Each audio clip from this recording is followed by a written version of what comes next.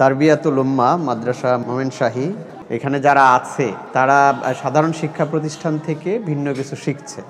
এটা মনটা ছোট করে দেয় শুরু থেকেই তারা করে যে আমরা এরকম হাত পাততে করছি, তাই না?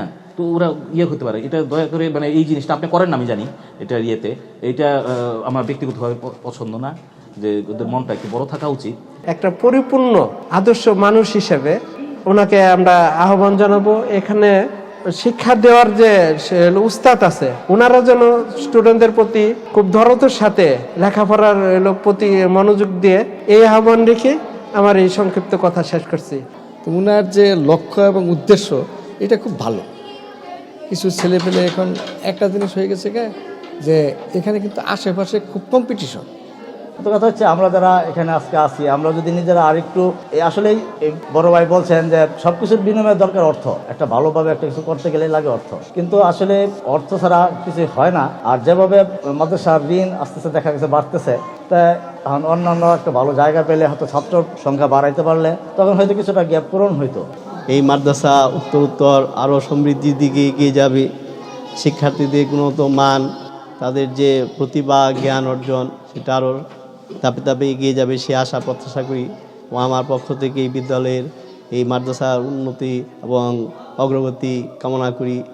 সবগুলোই ভালো লাগছে, কিন্তু একটা খুব কষ্ট লাগছে আর কি। এটা কষ্টটা হইল, আপনি এত কিছু কষ্ট করে করতেছেন কিন্তু আপনার মাইনাস ব্যালেন্সে রয়ে গেছেন।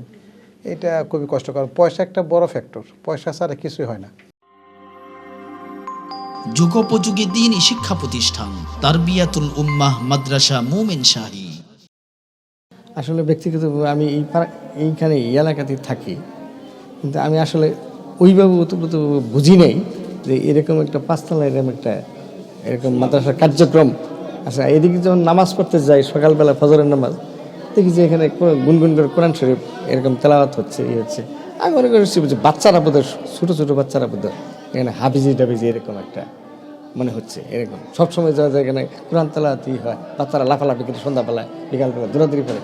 আমি কিন্তু অতটা বুঝি নাই জিনিসটা, এরকম যে একটা উনি ওইরকম মানে আলোচনাও করেনি, আমরা তো কথা ওইভাবে বুঝি নেই। তো এটা 2 বছর হয়তো সম্ভবত চালু হয়েছে সম্ভবত এটা।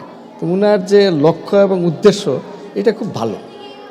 কিছু ছেলেপেলে এখন একটা জিনিস হয়ে গেছে যে এখানে কিন্তু আশেপাশে খুব কম্পিটিশন।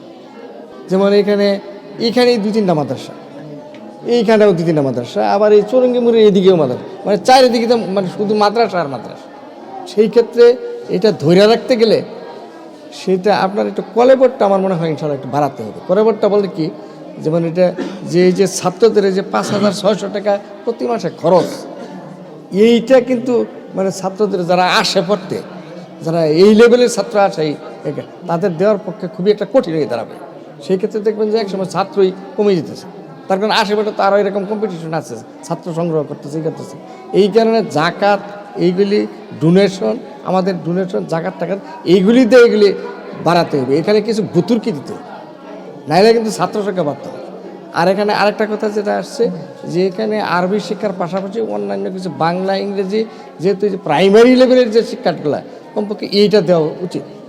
তার কারণ একটা লোক ছাত্র যখন সে হাফেজ হইয়া কিংবা এইসব পড়ে বেরিয়ে যাবে, সে বাস্তব জীবনে যাতে তার চলার মতো একটা পথ থাকে, সে যাই কিছু করুক। অনেক সময় দেখা যায় এখান থেকে ইটি করে সে বিয়ে সাদিও করতে পারে, বিয়ে সাদি তার ইনকাম নেই। সুতরাং সে যেন একটা বাস্তব জগতের সাথে মিল রেখে কিছু করতে পারে, এরকম যে তার কারণ একটা ছাত্র, একটা ইনস্টিটিউট, একটা ছেলে তার পরিপূর্ণ জীবনটা ইনস্টিটিউটের উপর নির্ভর করে। সে তো অন্য জায়গায় আর কোথাও লেখাপড়া করতে পারতেছে না, এখানেই। সুতরাং সে যাতে এইটার মধ্যে কিছু দাঁড়াতে পারে, সেইটা আপনি লক্ষ্য রেখে সেটা যাতে করতে পারে, সেই জিনিসটা যাতে হয়, যাতে তারা ভবিষ্যতে চলতে পারে, এই দাবি ঠেয়া পারেন। সকলকে ধন্যবাদ। আসসালামু আলাইকুম। আসসালামু আলাইকুম। আলহামদুলিল্লাহ, আল্লাহবাক পিছনের দিনগুলিতে তো লেখাপড়ার পাশাপাশি রাজনীতি সহ অনেক কিছুই করছি, অনেক সময় নষ্ট করছি। তারপরে যদি আল্লাহবাকে ছোটো সময় আমাদের সময় মক্তব ছিল, মসজিদের মক্তব ছিল, মক্তবে এই হাজিবাড়ি মসজিদে সেনবাড়ি একটা ছিল, 2টার মাঝখানে আমি মাঝে মাঝে ওই মাদ্রাসায় যেতাম, এই হাবিবুর রহমান সাহেবের মাদ্রাসায় আব্বা পাঠাইতে খুব ভোরবেলা যেতাম। আবার হাজিবাড়ি মসজিদে আমাদের এক আগের ইমাম সাহেব ছিল, ওনার কাছেও হাতে করে এইভাবে শিখছি। তাই আগে আমরা এইভাবে শিখা